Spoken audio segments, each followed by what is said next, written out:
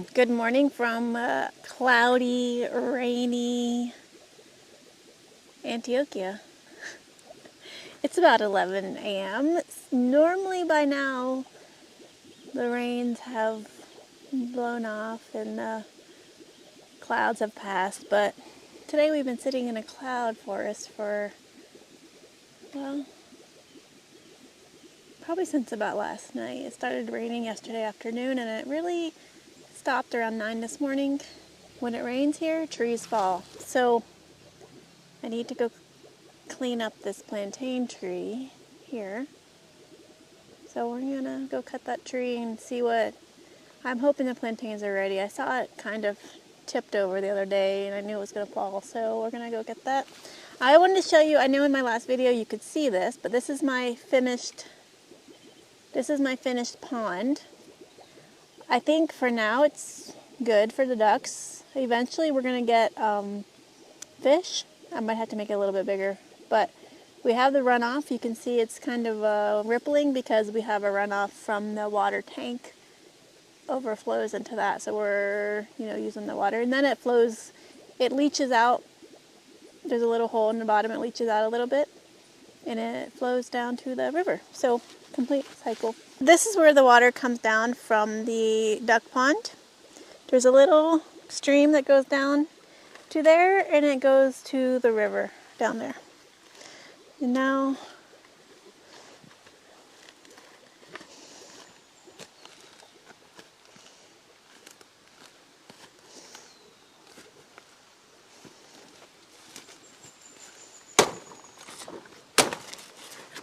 but just because it's rainy and wet doesn't mean that work stops on the farm, because, yesterday was Sunday, so I took off. We didn't work on Sundays. I tried not to work on Sundays for no reason other than, I don't know, I work all week.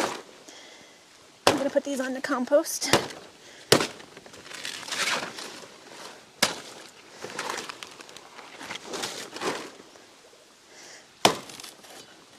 So I kind of want to talk about moving. When you think about moving to a foreign country like Colombia, you really have to decide. One of the most important factors for me was climate. You have to decide what kind of climate you want to live in, because over the weekend we were somewhere and it was hot. It was like, so hot I don't think I would be able to survive. I've lived in hot climates here in Colombia and it's just like hot. I like the diversity, the clouds, the rain, because it's never rain. It's not rain, dark and dreary and depressing like some places I've lived. It's more like, I don't know, the clouds pass over, its beauty. But when you think about moving to another country, there are a lot of factors to consider. For me, a few of the things that I considered why I decided to move to Colombia is because it was the weather. I could decide what type of weather I wanted and go there. I visited a lot of places. If you follow this channel, you will see that I have been in so many different areas of Colombia, different towns, mostly small towns because I knew I wanted to live in a small town. I've also went to big cities. I lived in Medellin and Bogota, visited Tunja. I actually love Tunja as a city, but I wouldn't live there, but I love it as a city, to be a local place. But the only thing with that part of Colombia is it's too elevated for me. It's too cold. We're pretty elevated here. I'm at 6,000 feet, but it's weird. It doesn't feel like it. It doesn't feel as cold as like Bogota or Tunja. It's still humid. It's hot. I can grow almost anything. So for me, picking where I wanted to live, a huge factor of that was what can I grow? Because I wanted to grow a lot of things. See, the only thing about living here is, ooh-wee! Well, now I'm going to have to go get it. It's a little bit, I don't know if I'm going to be able to produce cacao, and I really wanted to grow cacao. But if I can't grow it, then I think I'm going to be able to, though, because people do have cacao around here. So yeah, you have to, for me it was deciding where I can grow what I want to grow, because some places I was afraid was going to be too hot for me. And I didn't want to live somewhere and then be like unbearably hot, sweating all the time. Now it's like the perfect, I feel like we have like the spring, early summer weather here. So for me it's perfect.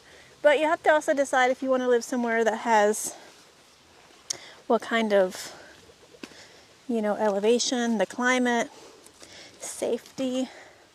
One of the major reasons for choosing here in Jericho is it's known for being safe. It's also not over touristy. So I didn't want to live somewhere super touristy. It has a lot of religious tourism, but people come here for a day and they leave. It's not like a highly trafficked area.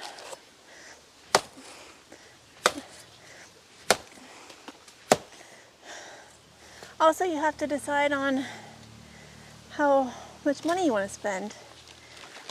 Jericho is kind of expensive, I'm going to tell you. There are lots of places cheaper. I could have bought something cheaper. I think I got the cheapest house in this area. If I didn't get this house, I would not have been here because I wouldn't have been able to afford it. It was at like the top of my budget. So you have to have a budget.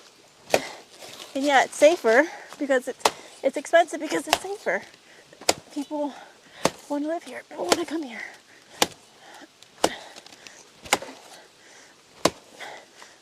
Also, this house is lower elevated than the town. The town is 1,900 meters.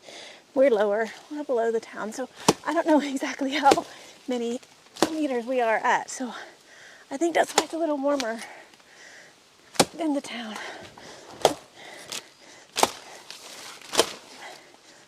And this is going to be perfect mulch for this coffee tree right here. And we're going into another coffee harvest, which I never really thought I would have a coffee farm. I want more animals, like what they call like a granja, which is like a farm. But I'm turning it into that with my animals. And then they will be able to eat all this stuff from pigs and cows. I love this. Goats, chickens. So I picked a space where I can do all of that. And where my animals aren't going to be sweating. Not that they will sweat, but you know. Plus, Rafa was living here, but he would have helped me. He was helping me look for parts of Colombia. And we together decided this was a good place because he didn't want to be where it was super hot. He's from Medellin, so he knows the heat. Medellin's a lot hotter than here. Not a lot, but it's hot. So he liked the weather here. He liked that we found a cheaper house in an expensive, city. So the benefit of having and living where locals live is, he's local. So I get the benefits of having a local person helping me out, which helps me a lot. So when you cut the plantains, you leave a part of it because it has a bunch of water and it'll go into the soil and the good nutrients. And this part I cut off will be composted back into the soil. I'll just leave it right here or down there because, I want the side of the mountain. And, deciding the terrain you want. I didn't want to be on the beach. I don't like the beach. I like being near water. I like being near rivers. But I'm not a beach person. The beach seems a lot hotter than humid. But some people like the beach. So if that's for you, then go to the coast. It's not for me. I've been to the coast multiple times. And I didn't want to live there. I like the coast. But to live, no. I prefer the mountains. Woo-wee. Yeah. Look at that beauty. Okay. Now let's get the plantains. But there are so many, that's the beauty about living here in Colombia, is that there are so many different things. I mean, you can choose to live in the desert, on the coast. You're going to find pockets of beautiful places almost all over Colombia. I mean, there are a few places that you shouldn't go that you know are dangerous. You're gonna have to do your research. The borders of Ecuador, obviously Venezuela, are dangerous places, so you're probably not going to live there. But they're not really places that most expats move anyways, or immigrants, whatever you want to call yourself. Okay, look at this beautiful flower. We're gonna put this in the compost. This is something that, in Asia they eat the flower. They don't eat it here, but you could eat it. Compost this too.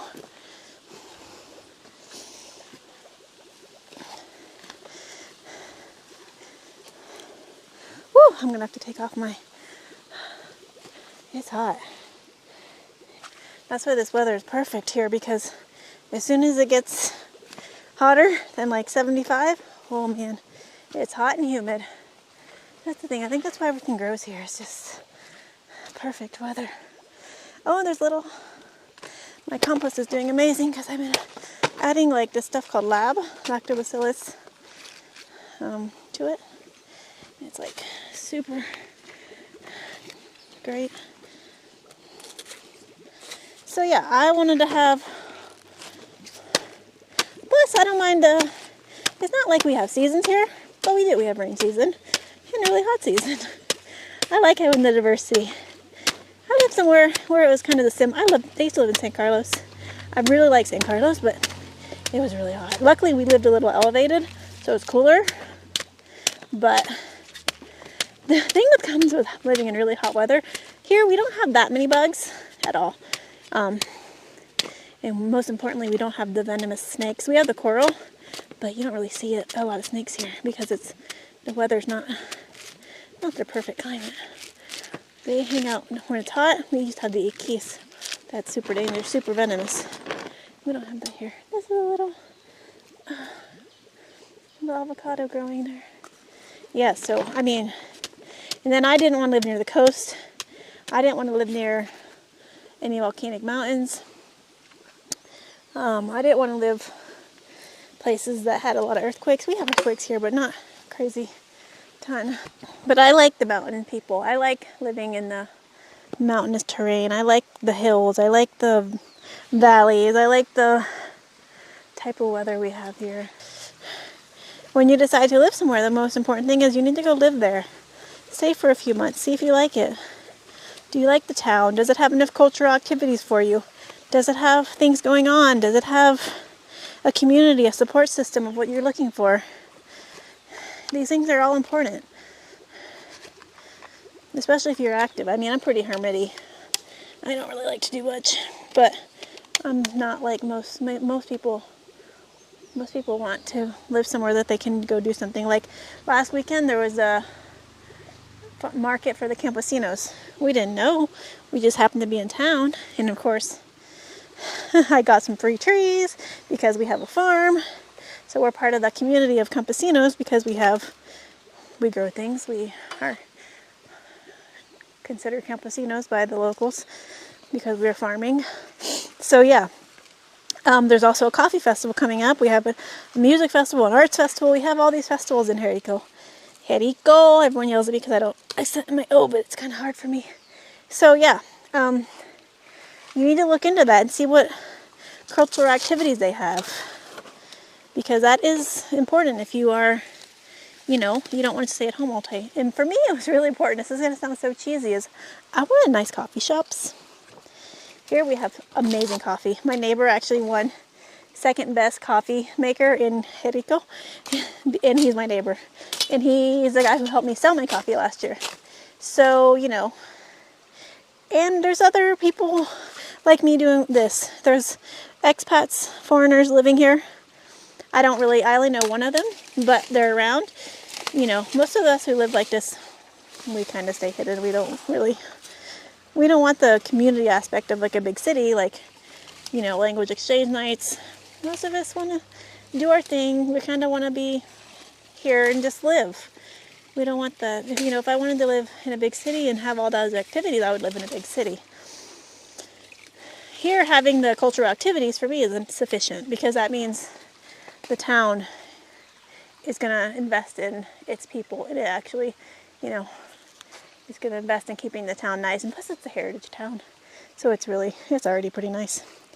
Okay, now we gotta see if we can carry this. So yeah, living in a heritage town compared to somewhere that's, completely run down. Also, they want to attract a certain type of people to come and move here, live here, visit here. It's a religious town. I'm not religious at all, but people, Colombia is known for Catholicism. The first saint of Colombia was born here. There's a whole history with the natives who lived here and the people who came here, and then she lived here, and Okay, so we got this. I don't know if I can carry it by myself though. I guess I can try. Let's see. Can you see? Oh, this is huge. Okay. Let me go carry this up. And I need to go bring up about 5 more of these because I have so many that have fallen and I don't want them to go bad.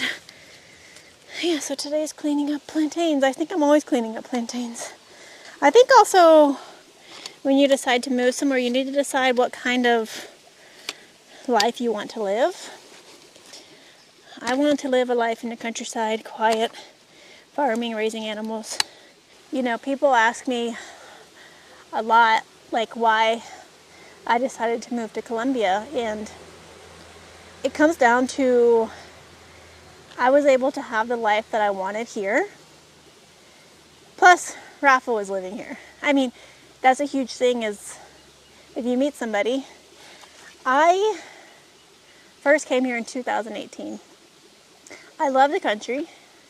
And, I always had it on my back burner, hey, if I want to live somewhere, maybe I would consider living in Colombia. But then I was like, I want to travel around the world. I want to see other places before I 100% definitively decide that I wanted to stay here. I had things to do. I wanted to see the world. I wanted to travel. Eventually, that got old. I spent most of the time traveling here in Colombia and in Argentina because for the whole year that I was in Argentina, I had to stay because I couldn't leave. The borders were closed, so we all know how that went. And I thought, could I live in Argentina? Realistically, I could, but didn't have the climate I wanted. The people were friendly, nice, I made friends, but it wasn't somewhere that I wanted to live because it was too far from the U.S. The flight home was expensive and long. Colombia was Colombia was always my first choice, but I always have like 1, 2, 3 choices. And Colombia was number 1 that I wanted to live here, but I thought it's really difficult to get a visa. So I would have to do an investor visa. This was when I was single. And then randomly I met Rafa, up and down relationship with different cultures, different, styles of living, different, just being from 2 completely different cultures, it was an up and down road. Eventually we figured it out and we got married. So I have a marriage visa, but if I didn't get a marriage visa, I was going to try to figure out a way to stay here and have a farm anyways. But to be honest, that was the one big thing holding me back from, 100% committing to Colombia was the visa situation is very hard here, especially if you're a foreigner and you're not retired. It's very difficult to get a visa. The easiest visas to get are a marriage visa or a retirement visa. An investment visa, yeah, you can get one, but you have to spend a lot of money, and it would have been like double the price of this property. And I don't have the funds for that. That was something I would have had to go back to the U.S. to work for a year, save all my money, and then come back to invest into an investment visa here, which that was actually probably plan B. That was on the plan to do. I would have done that if this is somewhere that I really wanted to invest in. And I did. I love living here.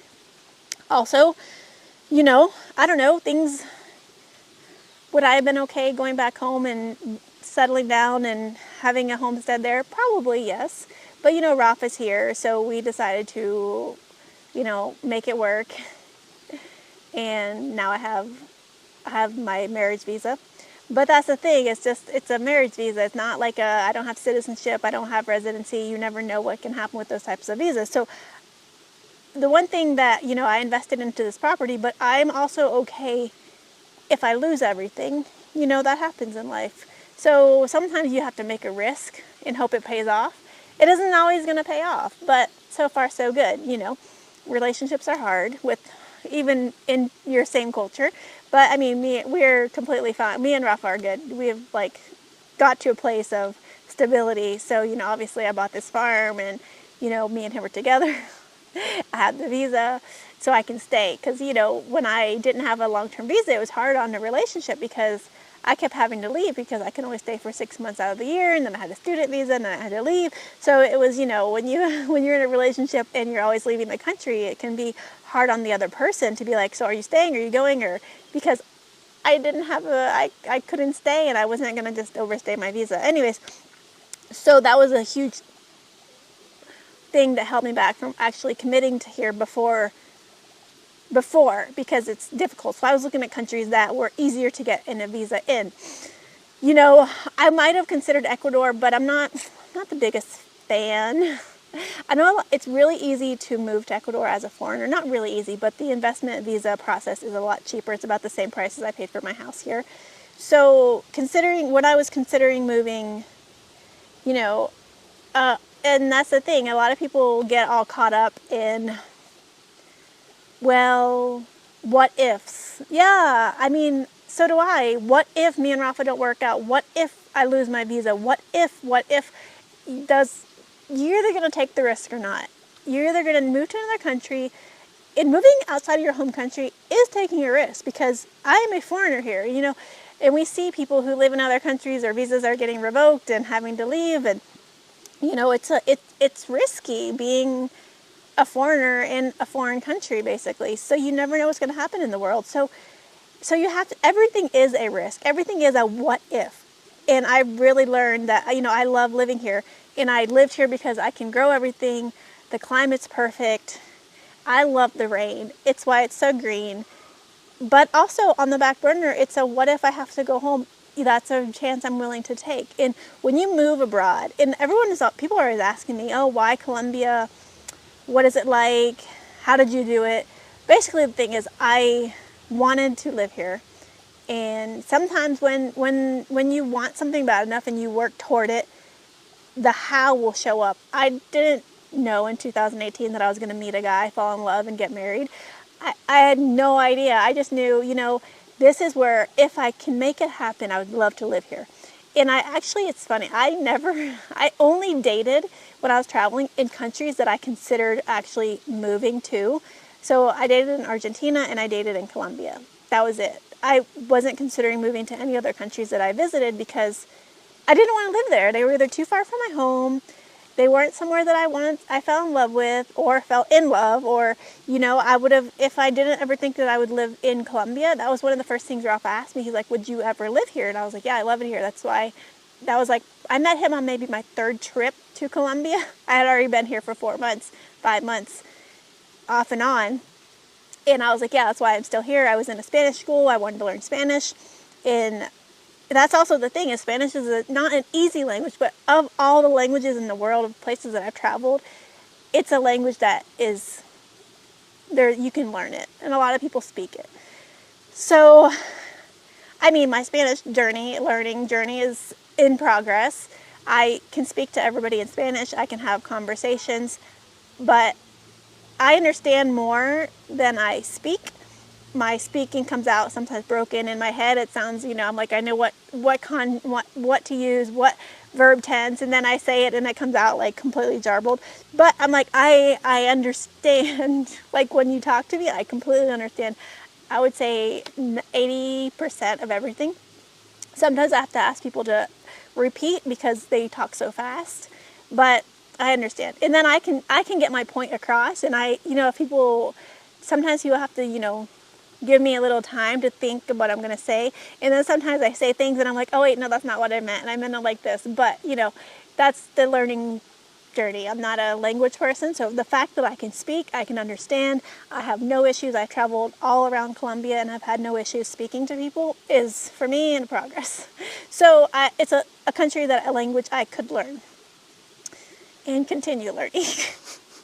Past tense, hello, thank you, you're horrible.